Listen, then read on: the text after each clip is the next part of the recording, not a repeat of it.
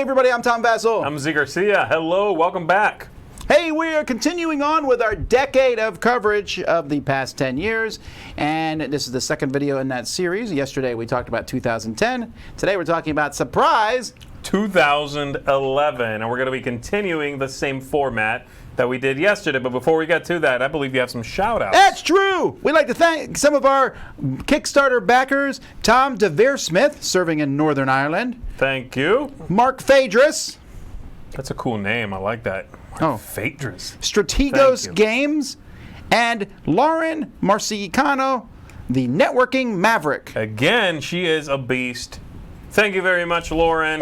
We know her locally, and she is a wonderful, wonderful gamer and a very jovial person. I totally adore her. So thank you to all of you. As I said, this will follow the format that we set in place yesterday for the previous video in the series, and that is we'll have 4 categories. The first one, we're going to take a look at the year in general, talk about some top games from 2011. After that, we'll take a look at some trends that we spotted, and we'll go back and forth mentioning some of the ones that we ourselves sort of plucked out. And then we'll talk about some of our picks, the best games of the year, see how we feel about them now. And we'll end strong with your picks, viewers' picks. We can have a little bit of a chat there. So let's go ahead and kick it off, looking at the computer here with some games from 2011. Here we go. So in 2011, the highest ranked game, pretty strongly even now, is Mage Knight, the board game. That is very strong. That's twice as high up as the highest from the previous year, which was Seven Wonders in the upper 40s. This is 23. That's actually pretty good. I should probably sort these by board game rank. What really made this one? Oh, never mind. That's even higher. Yeah. Castle of Burgundy was what I really meant. That's right. Castle of Burgundy, which just was reprinted this year. That's right. This is Feld's most popular game. So there's that. Mage Knight, the board game, was interesting because this came from a company we weren't expecting this kind of game to come from, which was WizKids at the time. WizKids had reinvented them 2 years prior with Quarriors. Before that, they were known for Mage Knight and HeroClix and stuff, and now, boom, they had this heavy strategic game. Eclipse, which is supposed to have been reprinted this year, but still hasn't been. Also a very heavy game, lots going on in it. We had Trajan, another heavy game, which was also from Stefan Feld, by the way, so he was at the top of his game here. Not that he's necessarily fallen off of it, but he was very popular. These two games are often cited as folks' favorite game from him. Trajan and Burgundy are often. It's probably his best year, right? I would say so. Game of Thrones reissue, the second edition of the Game of Thrones, the board game. Or at Labora means Uwe Rosenberg is still cranking out his bigger games. He'd already at this point done most of the really well known ones. So he did Agricola, and he'd done Le Havre, and all of those. Or at Labora just kept that going. It was definitely at this point, though, that I started to find him repeating himself personally. I thought Or Labora was a little repetitive of his previous work, that is. Well, this one is actually not, as you can see here, it's 9,000 people have rated this one. It's a very different number than the other ones here. The other ones are under 20,000s and stuff until you get down to Sekigahara, the Unification of Japan, but that's because it's a war game. Right. Although that one is very highly regarded. I remember that. Yeah. Dungeon Pets, CG was, this was on the heels of their Dungeon Lords. Right. Summoner Wars Master Set, the big hurrah from Plaid Hat. Plaid Hat had already hit with Summoner Wars, and now they're coming with a Master Set. Yeah, this was a major step up for them from the 2-packs of Summoner Wars. And there were a couple of those, some spin-off stuff. And then this came out, and it was all 6 brand new factions. No repeats of anything. It was not a repackaging of anything. I thought this was a fantastic jumping on point, and it was, for me, my jumping on point to a really great game. Yeah, they were still a fairly small company at this point. They had a few other games. If you drop down farther in the list, there was their second game, the Dungeon Run, and things like that. But they were still riding high on the Summoner Wars thing at this point in time. Other notable games we cannot go through here without talking about, I believe. Let me quick go up here and sort this by number of voters, and I bet King of Tokyo jumps to the top, and it does. Yep. This was definitely the most popular game to come out that year, I would imagine. It's ranked 269. I think so. I mean, again, the highly regarded one among folks on BGG, that's Castles of Burgundy. But I think King of Tokyo has had a tremendous impact on the industry. One that is maybe not as apparent as a Ticket to Ride or Carcassonne, certainly not a Catan. But I think this was a major turning point, for a lot of folks who were able to get into this game that was bright and colorful and kind of silly looking, but still gave you things to do, wrapped up in a fairly familiar mechanism. This is a great game. This is one I was excited about. I remember when it was announced. It looked great. It was Richard Garfield, whose games had been touch and go, but he is a respected designer, and I was blown away when I finally did play it. Really fun game. Great stuff. Takinoko kind of established the fact that this is kind of a sleeper hit of the year, because this one's done pretty well too. I think so. And Matago had been doing fairly big games, and then this was a smaller in scope style game. Sure. It also, as we said in 2010, it continued Antoine Boza's domination in the board game world, coming out of France, hit the previous year with 7 Wonders and Hanabi, a big award winner, and then kept on going into Takenoko. Tokaido was coming soon. There were a lot of these games that he just, I don't know if he had been saving up these ideas because he wasn't quite on the scene yet, or if he was just simply this brilliant, but he was at the top of his game for sure. Another game that was pretty popular during this time, as you can see, is Elder Sign. This one came out, and I thought, dice version of Arkham Horror, because at this point, Arkham Horror was just steamrolling. Yeah. Whether you like Arkham Horror or not, it is still one of the most sold games Fantasy Flight has ever made. Yep. Elder Sign almost caught it. Yeah. It was a small dice game that people who didn't like the big overwroughtness of Arkham, they liked it. You were one of those people. I am one of those people. Yeah, I do like Elder Sign. I still felt like it suffered from a lot of those things that Fantasy Flight just could not break away from. Games that overstayed their welcome. I feel that way about many of their games now. But they had that reputation. For me, in my mind, they had that reputation. Elder Sign was a smaller design. It was still a really long one.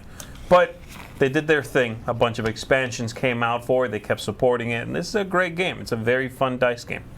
Then the Lord of the Rings, the card game, came out this year, which was another thing. Is there still expansions for this, or have they finally shut it down? This is still going. That's pretty impressive for a 9-year run at this point. And the basis, this is the Arkham Horror and Marvel, both have their roots in this game. That's right. This was the first, I think, co-op LCG. This was the first one. There were 3 before it, all of which are shut down.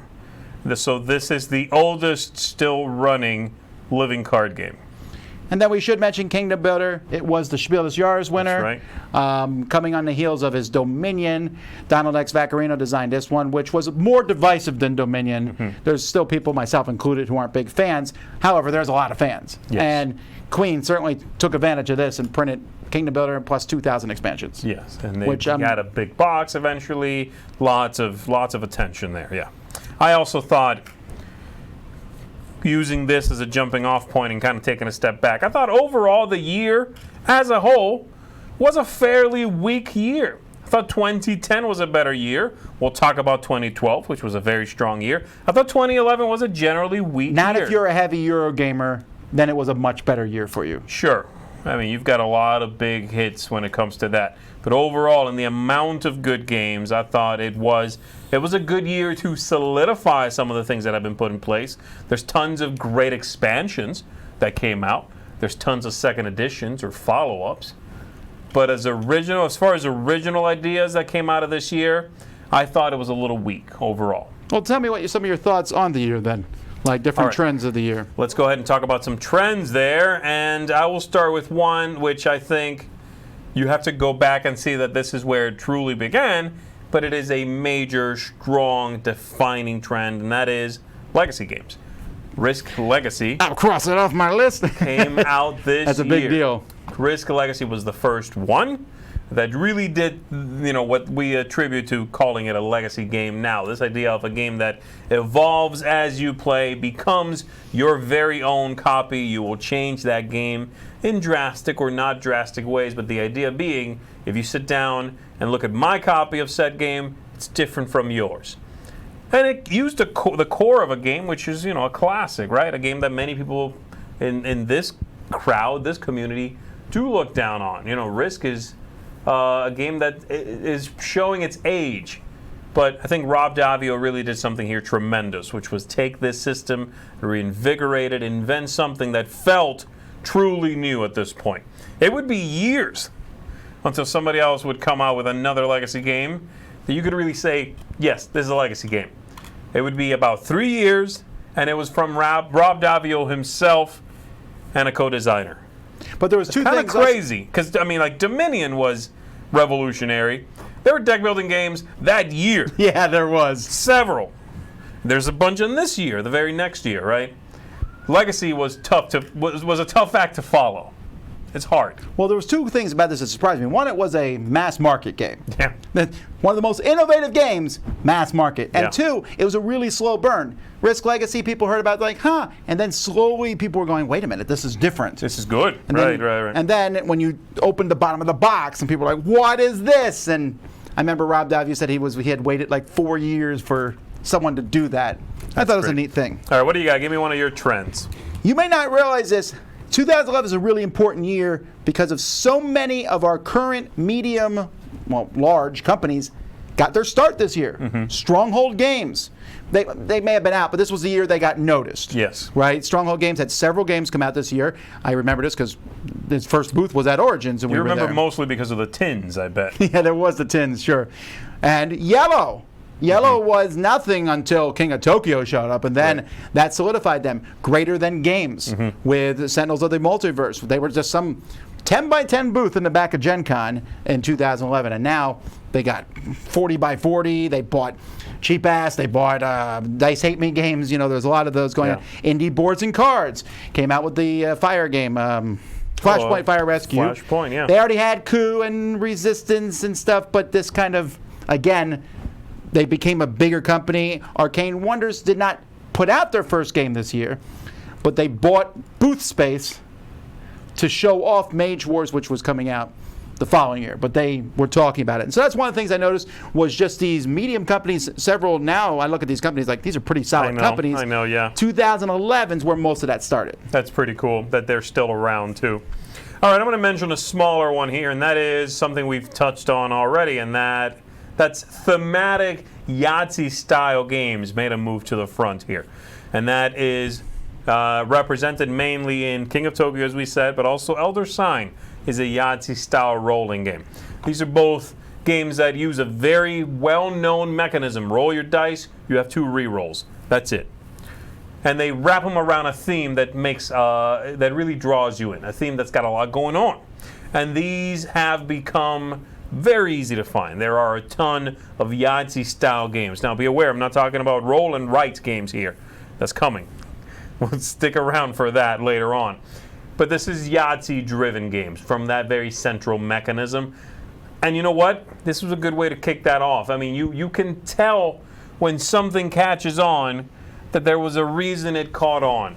King of Tokyo was very well received. Elder Sign was very thematic and had a lot happening for being a Yahtzee type game. So that's one I noticed that I thought was really cool. Lots of good stuff came out of it. What else you got? One of the things I noticed this year, I mentioned the medium companies. This was the year I realized that Asmodee was no longer a dinky company. Prior to this, I'd gone to Origins, and Asmodee had a 10x10 booth. Sure. That was it. But then this year, I went to Gen Con. They had a very decent-sized booth. They had Eclipse. They had these different partners that were there. They had a ton of different games that they had been importing from Europe. If you were looking for some of these hot new games from Matago or from La Deplette or other different companies, Asmodee was the place to get them. And I was like, wait, there's like 15 people working this booth. It wasn't just one guy running a 10x10 booth. That was a big deal, and it never went down from there. Right. The following year got bigger, got bigger, got bigger. 2011 was when I noticed the change. So Yeah, that's interesting. If you're mad Asmodee took over the world, you go back 2011 to stop it if you're doing a time travel thing. Yeah, I had Claustrophobia from them. Still had the old logo at this point. Right. The sort of dragon scales logo. And this year they came out with an expansion to it, which was a great expansion. But yeah, they were still definitely at this point just another company. I don't think anybody's saying that now. I don't think anybody's going, Asmodee, just another company. They're massive, massive player now. But that's interesting. This is it's neat that you noticed it around this time. I've got one final one here, and that is I noticed an interesting trend that was definitely everybody was getting really confident about around this time, and that is that intellectual property games do not necessarily need to mean this is a garbage game. And That's this true. year, there were a ton of games that were based on some movie, TV show, video game, something. And this was accepted. It was no longer, oh, you're coming out with a game about what? Why? You're selling this to Toys R Us? Because why else would you make it? So we've got Star Trek Fleet Captains, Gears of War, Discworld, based on a novel, Game of Thrones 2nd Edition, the Lord of the Rings living card game. Yes. Now, Lord of the Rings, Game of Thrones, a little bit more typical. Gears of War is based on a video game, an action, third-person shooter video game. Right. And this was cool. FFG is the one who did it, and as we said on the last episode, they were definitely moving into that realm. But it seemed like everybody was suddenly okay with it, and we've had companies show up a little bit later, like Gale Force 9, who almost exclusively did this. Right. Who would take these IPs that in the past you'd completely turn away from and make a solid, engaging game out of them. So that was interesting. It's a serious shift. I remember very distinctly thinking a game based on something else is bad. There was no middle ground. So that's a nice change for sure. I'm happy about it. Yeah.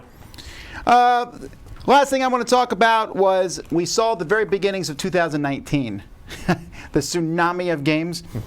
Sure, there wasn't a tsunami of games, but Z-Man was at the forefront of this. I don't know if you remember.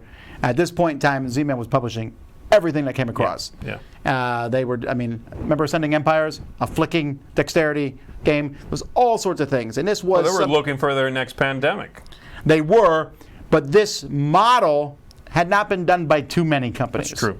And a few maybe, but not very many. But you'll see as the years go by, more and more companies start following through on this. Yeah. In fact, some of the companies, specifically, some of the companies that bought it, Yellow and Stronghold and stuff, they told me, oh, we're just going to put out 1 or 2 games a year. Yeah. That did not happen. The Days of Wonder model, which was... which they are one of the few companies that did stick to their guns about publishing very few games, and putting a lot of care and effort and quality into those. This was the beginning of that development of the 2 schools of thought. Publish as much as you can, hope as much of it sticks as possible, or put all your eggs in one basket and just make that a really nice, fancy basket. And that's it for my trends. Is that it for you? Sure, but we should just mention real quickly, this was the 2nd year of Kickstarter. That's right. Kickstarter, in their end of the year thing, they're like, we had our millionth backer hit something. And I'm thinking, wow, that probably happens in a week at this point. Because there are many projects that get 10,000 backers now, right? Yeah. So there was still no huge turning Kickstarter project. I think maybe one board game hit 100,000 or whatever. Right. But it was still small projects. Kickstarter's still on the horizon, still looming. People were starting to talk about it, but it wasn't a defining thing yet. Not in 2011, but it was coming. Yeah. All right, let's talk about some of our picks for the year here, Tom. We've mentioned some of them. My first one and my highest rated game from the year is, as we have mentioned already, King of Tokyo. Lots of support for the game, expansions, 2nd editions, spin-offs, and most of that was fun and is still fun. This is a great game to introduce to folks who are perhaps just now getting into gaming because it has that familiar core to it and a fun, approachable theme. Big giant kaiju monsters wrecking a city. It's easy to get into, easy to role play, be silly about it. So that was my favorite of the year. I still very much enjoy it, have my copy, and I'll be happy to play it anytime. There's a lot of crossover between us. I don't know if it's my current favorite from that year, but it's still high up there. I went back and looked at my top 10 when I end this year, and for me it was Star Trek Fleet Captains you mentioned earlier. That blew my mind that a game about Star Trek from WizKids again was that interesting, but it was really good. It's probably dipped a bit for me as time's gone by, and I really like King of Tokyo better. Yeah. But Star Trek Fleet Captains I really enjoyed. That's neat. Yeah, for me, I also, another one I picked here was Takenoko. As I said, I was still very much enjoying Antoine Boza's designs. I thought he was a really clever guy doing innovative stuff. Takenoko was not as revolutionary, I'll say, as Hanabi. It was not as sort of trend starting as Seven Wonders, but it was a solid game. That's true. Like, it's not a game that's left any kind of legacy in its wake. No. But it's still a game, like, literally just these past couple weeks, I went and got a copy of it to put in the library because I know people still can play it. Sure. And it's a great game. Sure, it is a fun game. It uses a lot of things that other systems put in place, tile laying, irrigation, all of these things to make a really neat package together. Great family game. If you haven't played it, you should definitely give it a shot. One of the games I was real hot on in 2011, I've cooled down on it recently, but I dragged Z to my house, we played it over and over, was Yomi. That's right. Remember, I was like, look, there's decks. Take this deck, I'll take this deck. Yeah. Take this deck, I'll take this deck. There wasn't many games like that at this point. They were usually bloated like Magic the Gathering. Right. And It was this and Summoner Wars, pretty much. yeah, Summoner Wars was on a board. This was like, oh, fighting game. BattleCon came out, similar, but Yomi, for me, this year was the year of Yomi. I remember that. We being did play big that a hit. lot, actually. We did play that a lot. So, got any other hot ones? I got one more, and that is a little tiny card game called Friday. I have not mentioned this because Z has got to talk about Friday. I was going to, as I mentioned in 2010, I discovered Onirim, and it really, there was something about it that just worked for me. It's a solitaire game, can be played with two, but I played mostly solitaire. And it was very apparent to me that I loved solitaire games that had a small footprint that just filled 15, 20, 30 minutes, and that's what I wanted from them. Friday did that. It was sort of this deck construction, destruction sort of game, had a cool little theme, and it just worked really well. Took up almost no space on the table. I enjoyed it. And this is the second year that I mentioned something, I'll say, innovative from Friedman Freeze. Right? I mentioned it in 2010. I'm mentioning it here again. Friedman Freeze is an interesting designer, someone who is able to both keep his finger on the pulse of what's going on, but every now and then break out of it and sort of jump ahead. He's always experimenting. It doesn't always work. I agree. It's not always a successful break from the pack, but at this point in time, he was keeping up with all these strange little things and clearly was fascinated by deck building. He'd done a lot with it at this point. So yeah, But Friday. solo gaming was not much of a thing in 2011. No, not at all. That's a huge jump. We'll talk about where that turned the corner, but this is one of the first ones. Yeah. For the Dice Tower, 2011 was a pretty big year for me. You know, I was more involved in the Dice Tower at that point in time. We started Dice Tower Network. Dice Tower Con Year 1 happened that year, and Miami Dice show started without Z. But it was coming. I don't remember if we did Potpourri in 11 or not, but it wasn't too far off. We must have. It must have been 11. I remember going to Dice Tower Con, the very first one, and folks there pointing out, hey, I saw you in the videos, nice job, or hey, look who it is. And so I know for a fact I was already working with Tom. I was not working for Tom. I wasn't working for the Dice Tower, but we were collaborating on some, some videos here and there. Yeah, So we didn't do many. So I'm assuming it was around this time that we did our Gaming? short-lived and ill-fated potpourri section. No, actually, it was 2012 we did that. 2012, But we were okay. already doing some videos. He had shown up and stuff that we had done. That's right. So Dice Tower was still kind of in its not infancy because Well, you've been doing it for a long time, just not in Sure. a video format. Right. The video was still. I mean, the video started in 2008, so I was doing a lot more of it in 2011. Yeah. That's what we have. All right. Yeah, let's find out what you all have in viewers' picks. Woo! We want to hear some picks from you. What did you like from this year? Some trends you might have noticed, even if you want to mention those. What stuck around for you? What games came out this year that you still find completely fascinating? Happy to play all the time.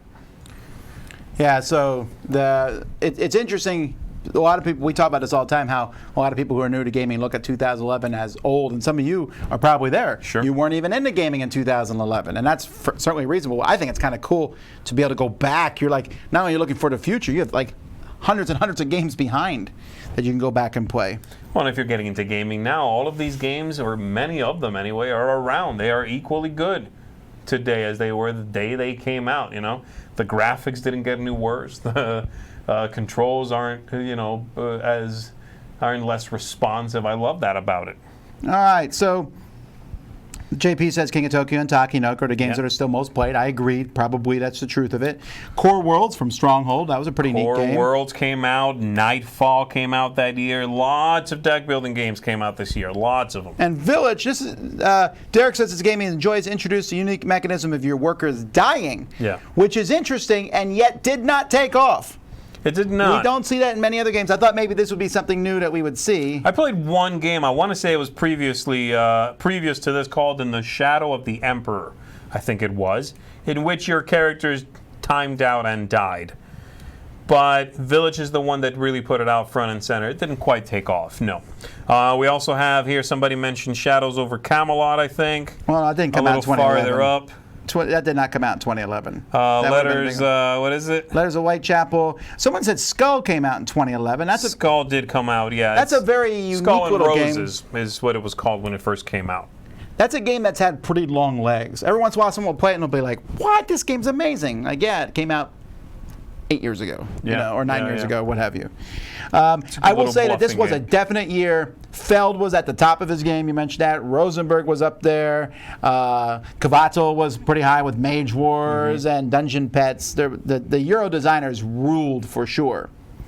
Yggdrasil came out in 2011. That was just reprinted. It did, yeah. So a couple people here. Zaki got into gaming in 2011. The collector's version of Takinoko did not come out in 2011. It came out a few years later, maybe. Yeah. That was that still is a surprise to me. I wasn't expecting. I thought it was a great gateway game. I didn't realize it needed to be a collector's edition. Yeah. Collector's edition at this point in time, we're limited to. Gosh, what was there? Catan. Was that out? Yeah, that one was out at this point, but there was not many. No, I mean, Small World would be later, and most of them would be later. And there's really not that many of them. Dixit Ozzy was in 2011, but that's not. Dixit had been out for a while, so this was just another way to play Dixit, and Dixit was still pretty strong at this point in time. Yeah, they were definitely still giving it a lot of support. Mansions of Madness came out this year. The original version did, that's right. This is one of the few games that 2011 came out that I don't know anybody ever plays, because the second edition so thoroughly. Don't get me wrong, you'll find somebody who'll be like, the original's the best, but not many. Not many. They had Elder Sign and Mansions of Madness the same year. But they were knocking it out of the park. They were really leaning into that Cthulhu thing. Lots. But Gears of War came out that year. So again, as Tom said on the last episode, they were starting to do these IPs and eventually move almost entirely to it. They were also kind of dominating Gen Con. They still do to some degree now. Gen Con's, well, Asmodee dominates Gen Con because they bought Fantasy Flight, but I remember when I went to Gen Con, the Fantasy Flight booth was like, boom. When you went there, that's where it was popping. Yeah. Seven Wonders Leaders came out. That is true. Still my favorite expansion, probably. The Ticket to Ride map series started in 2011. Both maps 1 and 2, Asia and India, both came out in 2011. But that's what I mean. That's what I'm talking about when it comes to 2011. Lots of great games or game ideas continued. Right? Map packs and leaders for Seven Wonders and more Dixit and more of this and that, but it's something you can pluck out of that year and go, this is new, this is what this year started. I don't know that I can as easily do that. Again, some of these are things that were either strong that year or continued, and yes, legacy. Well, sometimes one it's legacy. it's easier to look back and say these things when they happen. Absolutely, yeah, absolutely. Some of this now, stuff while it's happening, I can only say this now with hindsight, but I do think it was, generally speaking, a bit of a weak year. I know we'll get some feedback on that. Some people are going to really think the year is strong. And that's great. I'm glad you do. I think the year was stronger than you do, but not necessarily in the number of games that came out, but in the industry movement, where we saw companies get established. Yeah. Gen Con, this was the beginning of that Gen Con exploding. Yeah. Origins was not having a great time during this time frame. And so Gen Con kind of exploded and became the dominant force in the industry. That's interesting. Also, yeah. video reviews were becoming a slight thing. More and more people were starting to do them. We had several people join the Dice Tower this year. Ryan Metzler and Beth Hiley and a few other people did reviews, and that was. I was no longer the lone voice or Scott Nicholson. A few people doing video reviews, and that has ballooned, obviously. Sure. Yeah. I think 2011 was the last weak year, Tapastro says, of board games. That's interesting. I just might agree with you. That's like nowadays. Anybody, I strongly believe anybody who comes out a year and says this year is a weak year is jaded. Sure. Because I could go down to like my number 50 through 60, and those 10 games would beat like almost any game from the 90s. It's just we have a plethora of games, and you might say, well, I've seen this before, but for people getting in the hobby, it's amazing. Oh, unbelievable! Yeah, and I assume completely overwhelming. That started in 2012, in my opinion. But we'll talk about that tomorrow. Make sure you come on back for that, everybody. Thanks very much for tuning into this series. We're hoping you are enjoying it as much as we are, taking this little trip down memory lane. And we just want to thank you for being a part of it. Thanks for your comments, all of the interaction. I think that's going to be it for this one. Until next time, I'm Tom Vassell. I'm Zee Garcia. Have fun gaming! Thanks so much for watching another Dice Tower video. If you enjoy our videos, subscribe to the channel for more fun, comprehensive board game coverage. Also, consider joining us at one of our events. Come to Dice Tower Retreat, a small, intimate gathering where gaming is king. Join us for Dice Tower Cruise, the largest board game cruise. Attend Dice Tower West in Las Vegas for gaming fun on the West Coast, or Dice Tower East in Orlando in sunny Florida. Dice Tower Conventions, the friendliest gaming conventions on Earth. I'm Eric Summerer, and you've been watching The Dice Tower.